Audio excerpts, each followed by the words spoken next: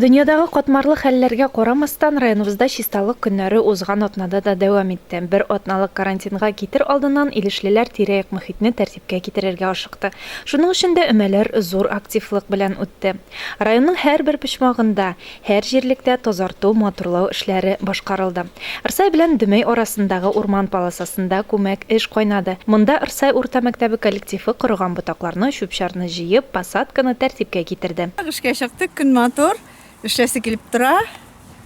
Посадка буен тазартабыз, менә чүпләрдән бөтен коллектив белән. Ничә кеше катнаша өмәдә? Бүген 15 кеше чыкты монда. Коллективның яртысы. Ите коллективның яртысы чыга инде. Әле бу сезнең беренче өмәме быел? Юк, икенче өмә безнең. Нәрсәләр эшләп җитештегез? Теге яктагы посадканы тазарттык.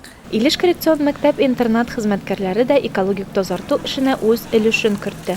Югары Яркәй белән Иске Күктау авылларын тоташтыручы урман полосасының бер өлеше аларга тапшырылган иде.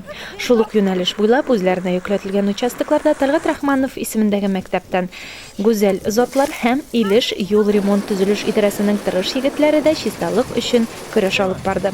Әйтергә кирәк, әлеге предприятие кар эрү белән үзенең төп эшенә юлларны төзәтүгә тотынды. Югары Яркәйнең Совет урамының бер өлешендә чокырларны ремонтлау эше башкарылды. Арыта инде юлчылар Иске Күктау авылы юлларына күчте. Югары Яркәй эшендә дә төзекләндерү эшләре барды. Муса Гәрәев музее территориясендә каткан карны тарату, агачларны матурлап кисү оештырылды. Гаилә хезмәте коллективы октябрьнең 50 еллыгы һәм Кызыл армеецлар урамнары чатында чисталык көнен үткәрде. Иң катмарлы участокларның берсе беренче санлы гимназия артындагы кече су буенда куакларны, корган агачларны кисеп тазарту, беренче һәм икенче спорт мәктәбе, газ сервис, водолей, уют җәмгыятьләре, Аграил предприятиесе, Загот Пищепром оешмасы эшчәннәренә тапшырылды. Матур язгы көндә без ике оешма, спортшкола номер 1, спортшкола номер 2 чыктык. Елга буе чистартырга, арайыбыз таза булсын. Бөтен коллектив чыкты. Сәгать 2-дән 5-кә кадәр тазалап чистартып бетерәбез.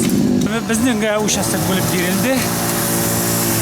Коллективның 12 кешесе эштә калды, калганнары 30-га якын кеше. Бер 5-6 ел элек чистартылган иде. Bu участокны бик яхшы итеп инде. Менә хәзер тагын итәләр. Шуннан соң халык, то есть без шушыны киреп чиратмасак, нык яхшы булыр иде. Федераль трасса буена гадәттәгечә аерым игътибар бирелде. 18-нче санлы янгын сүндерү отряды егетләре элекке Хырсу янындагы агачлыкны тәртипкә китереп, ялт иттереп куйды. Ә инде район хакимияте хезмәткәрләре федераль трасса буендагы Туры тау наратлыгын шаулатты. Алар алдында кесилгән агачларны яланга ташып яндыру бурычы куелды. Һәммәсе үткән атнаны башта әйтеп үтәсем килә. 216 оешма катнашкан иде. 2713 кеше катнашкан иде. Масында да активлык шулай зур булырга шаптыра. 200-дән артык оешма заявка бирде. Шулай ук күп квартиралы йорт тирәләрендә дә субъектлар өчен чакмасында. Основнан безнең юнәлеш шушы леса полосаларны тазарту. Шуннан елга буйларында, Ачы елгасы буенда чүп тазартачакбыз. Авыл советларында юл буйларын тазартырга чыгабыз. 200-дән артык оешма дип әйттем. Һәм инде 2000-дән артык кеше катнашуын көтәбез монсында да.